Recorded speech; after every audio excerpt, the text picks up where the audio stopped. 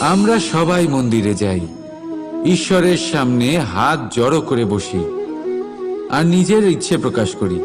যদি তাদের ইচ্ছে পূরণ না হয় তারা হতাশ হয়ে পড়েন। এবার থেকে যখনই আপনি মন্দিরে যাবেন, ঈশ্বরের সামনে বসবেন, হাত জড়ো করবেন আর বলবেন, ধন্যবাদ, ধন্যবাদ ঈশ্বর যে আপনি আমাকে যা দিয়েছেন তাতেই আমি খুশি।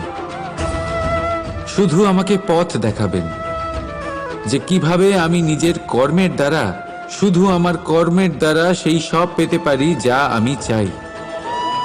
ঈশ্বরের থেকে শুধু চাইতে গেলে তাহলে ঈশ্বরের কাছে নিজেকে অনেক ছোট মনে হবে।